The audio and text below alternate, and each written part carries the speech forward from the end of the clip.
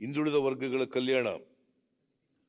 ಹಿಂದುಳಿದ ವರ್ಗಗಳ ಕಲ್ಯಾಣ ವಿದ್ಯಾರ್ಥಿಗಳ ಶೈಕ್ಷಣಿಕ ಅನುಕೂಲಕ್ಕಾಗಿ 4 ಕ್ರಮಗಳನ್ನು ಕೈಗೊಳ್ಳಲಾಗುವುದು. 100 ಸಂಖ್ಯಾಬಲದ ಮೆಟ್ರಿಕ್ ನಂತರದ 75 ಬಾಲಕರ ಮತ್ತು 75 ಬಾಲಕಿಯರ ವಸತಿ ನಿಲಯಗಳನ್ನು ಜಿಲ್ಲಾ ಕೇಂದ್ರಗಳಲ್ಲಿ ಪ್ರಾರಂಭಿಸಲಾಗುವುದು. ಪ್ರಸ್ತುತ ಕಾರ್ಯನಿರ್ವಹಿಸುತ್ತಿರುವ 100 ಸಂಖ್ಯಾಬಲದ 150 ಮೆಟ್ರಿಕ್ ನಂತರದ ವಿದ್ಯಾರ್ಥಿ ನಿಲಯಗಳಲ್ಲಿ ಹಾಗೂ 174 ಮೊರಾರ್ಜಿ ದೇಸಾಯಿ ವಸತಿ ಶಾಲೆ ಕಾಲೇಜುಗಳಲ್ಲಿ ಅಗತ್ಯ ಮೂಲಭೂತ ಸೌಕರ್ಯಗಳನ್ನು 200 ಕೋಟಿ ರು ವೆಚ್ಚದಲ್ಲಿ ಹಂತವಾಗಿ ಒದಗಿಸಲಾಗುವುದು. ಬಾಡಿಗೆ ಕಟ್ಟಡಗಳಲ್ಲಿ ನಿರ್ವಹಿಸುತ್ತಿರುವ ಹಿಂದುಳಿದ ವರ್ಗಗಳ ಕಲ್ಯಾಣ ಇಲಾಖೆಯ 30 ವಿದ್ಯಾರ್ಥಿ ನಿಲಯಗಳಿಗೆ 4 ಕೋಟಿ ರುಗಳ ಘಟಕ ವೆಚ್ಚದಲ್ಲಿ ಸ್ವಂತ ಕಟ್ಟಡಗಳನ್ನು ನಿರ್ಮಾಣ ಮಾಡಲಾಗುವುದು.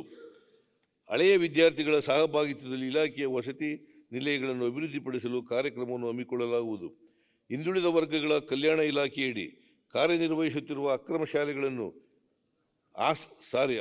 ಶಾಲೆಗಳನ್ನು ಡಿ ದೇವರಾಜು ಅರಸು ವಸತಿ ಶಾಲೆಗಳೆಂದು ಮರುನಾಮಕರಣ ಮಾಡಲಾಗುವುದು. ರಾಜ್ಯದ ಹಿಂದುಳಿದ ವರ್ಗಗಳ ವಿದ್ಯಾರ್ಥಿಗಳಿಗೆ ಕ್ಲಾಟ್, ಮ್ಯಾಟ್ ಮತ್ತು ಚಾರ್ಟರ್ಡ್ ಅಕೌಂಟೆಂಟ್ ಫೌಂಡೇಶನ್ ಪರೀಕ್ಷೆಗಳಿಗೆ ಸಿದ್ಧಗೊಳಿಸಲು ಪರೀಕ್ಷಾ ಪೂರ್ವ ತರಬೇತಿ ನೀಡಲಾಗುವುದು. ದೇಶದ ಪ್ರತಿಷ್ಠಿತ ಇಂಜಿನಿಯರಿಂಗ್ ಹಾಗೂ ವೈದ್ಯಕೀಯ ಶಿಕ್ಷಣ ಸಂಸ್ಥೆಗಳಲ್ಲಿ ಪ್ರವೇಶ ಪಡೆಯಲು ಪ್ರಸಕ್ತ ಸಾಲಿನಲ್ಲಿ 500 ಪ್ರತಿಭಾವಂತ ವಿದ್ಯಾರ್ಥಿಗಳಿಗೆ ಪ್ರತಿಷ್ಠಿತ ತರಬೇತಿ ಸಂಸ್ಥೆಗಳಿಂದ 2 ವರ್ಷಗಳ ತರಬೇತಿಯನ್ನು ಉಚಿತವಾಗಿ ನೀಡಲಾಗುವುದು. ಅಲೆಮಾರಿ, ಅರೆ ಅಲೆಮಾರಿ ಸಮುದಾಯಗಳ ಆರ್ಥಿಕ ಹಾಗೂ ಸಾಮಾಜಿಕ ಸ್ಥಿತಿಗಳ ಬಗ್ಗೆ ಅಧ್ಯಯನ ಮಾಡಲು ಕರ್ನಾಟಕ ಅಲೆಮಾರಿ ಮತ್ತು ಅರೆ ಅಲೆಮಾರಿ ಆಯೋಗ ರಚಿಸಲಾಗುವುದು. ಹಿಂದುಳಿದ ವರ್ಗಗಳ ಕಲ್ಯಾಣ ಇಲಾಖೆಯಡಿ ಕಾರ್ಯನಿರ್ವಹಿಸುತ್ತಿರುವ ನಿಗಮಗಳಿಂದ 24-25ನೇ ವರ್ಷದಲ್ಲಿ ಒಟ್ಟಾರೆಯಾಗಿ 1600 ಕೋಟಿ ರುಗಳ ಕಾರ್ಯಕ್ರಮಗಳನ್ನು ರೂಪಿಸಿ ಅನುಷ್ಠಾನಗೊಳಿಸಲಾಗುವುದು. ಅಲ್ಪಸಂಖ್ಯಾತರ ಕಲ್ಯಾಣ. ಅಲ್ಪಸಂಖ್ಯಾತ ಸಮುದಾಯಗಳಲ್ಲಿ ಶಿಕ್ಷಣಕ್ಕೆ ಪ್ರಾಮುಖ್ಯತೆ ನೀಡುವ ಮೂಲಕ ಅವರ ಸಾಮಾಜಿಕ ಮತ್ತು ಆರ್ಥಿಕ ಸಬಲೀಕರಣಕ್ಕಾಗಿ ಹಲವು ಕ್ರಮಗಳನ್ನು ಕೈಗೊಳ್ಳಲಾಗುವುದು. 50 ಸಂಖ್ಯಾಬಲವುಳ್ಳ 50 ಮೊರಾರ್ಜಿ ದೇಸಾಯಿ ವಸತಿ ಶಾಲೆಗಳನ್ನು ಪ್ರಾರಂಭಿಸಲಾಗುವುದು. 100 ಸಂಖ್ಯಾಬಲವುಳ್ಳ 100 ಮೆಟ್ರಿಕ್ ನಂತರದ ಬಾಲಕ ಬಾಲಕಿಯರ ವಿದ್ಯಾರ್ಥಿ ನಿಲಯಗಳನ್ನು ಪ್ರಾರಂಭಿಸಲಾಗುವುದು. 100 ಹೊಸ ಮೌಲಾನಾ ಆಜಾದ್ ಶಾಲೆಗಳನ್ನು ತೆರೆಯಲಾಗುವುದು. ಸ್ವಂತ ಕಟ್ಟಡವನ್ನು ಹೊಂದಿರದ 25 ಶಾಲೆಗಳಲ್ಲಿ ಪದವಿ ಪೂರ್ವ ಶಿಕ್ಷಣವನ್ನು ಪ್ರಾರಂಭಿಸಲಾಗುವುದು.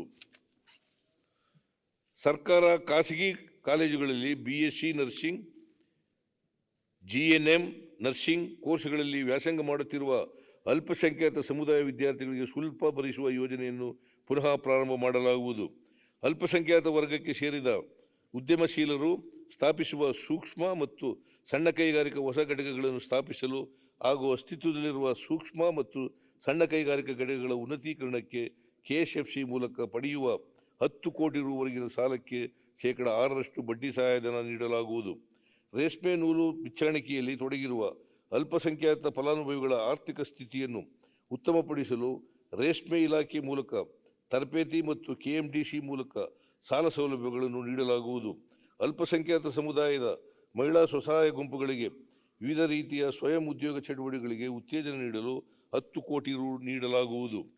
ರಾಜ್ಯದಲ್ಲಿನ ವಕ್ಫ್ ಆಸ್ತಿಗಳ ಸಂರಕ್ಷಣೆ ಮತ್ತು ಅಭಿವೃದ್ಧಿಗಾಗಿ 100 ಕೋಟಿ ರು ಅನುದಾನ ಒದಗಿಸಲಾಗುವುದು ಹಾಗೂ ಭಾರತೀಯ ಪುರಾತತ್ವ ಇಲಾಖೆ ವ್ಯಾಪ್ತಿಯಲ್ಲಿರುವ ವಕ್ಫ್ ಆಸ್ತಿಗಳನ್ನು ಆದ್ಯತೆಯ ಮೇರೆಗೆ ಅಭಿವೃದ್ಧಿಪಡಿಸಲಾಗುವುದು.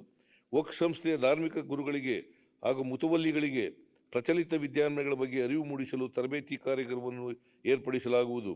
ರಾಜ್ಯದಲ್ಲಿನ ಪ್ರಮುಖ ಧಾರ್ಮಿಕ ಸ್ಥಳಗಳಲ್ಲಿ ಮೂಲಭೂತ ಸೌಕರ್ಯಗಳನ್ನು ಒದಗಿಸಲು 20 ಕೋಟಿ ರು ಅನುದಾನ ಒದಗಿಸಲಾಗುವುದು. ಮಂಗಳೂರಿನ ಹಜ್ ಭವನದ ನಿರ್ಮಾಣ ಕಾಮಗಾರಿಯನ್ನು 10 ಕೋಟಿ ರು ವೆಚ್ಚದಲ್ಲಿ ಕೈಗೆತ್ತಿಕೊಳ್ಳಲಾಗುವುದು. ಜೈನರ ಪ್ರಮುಖ ಧಾರ್ಮಿಕ ಸ್ಥಳಗಳ ಅಭಿವೃದ್ಧಿಗಾಗಿ 50 ಕೋಟಿ ರು ಅನುದಾನ ಒದಗಿಸಲಾಗುವುದು.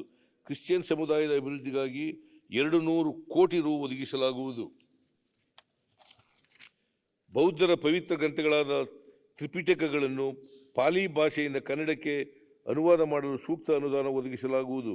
ರಾಜ್ಯದಲ್ಲಿ ವಾಸಿಸುತ್ತಿರುವ ಸಿಖ್ ಲಿಗಾರ್ ಸಮುದಾಯದ ಜನರ ಆರ್ಥಿಕ ಸಬಲೀಕರಣಕ್ಕಾಗಿ 2 ಕೋಟಿ ರು ಅನುದಾನದಲ್ಲಿ ಹೊಸ ಯೋಜನೆಗಳನ್ನು ರೂಪಿಸಲಾಗುವುದು.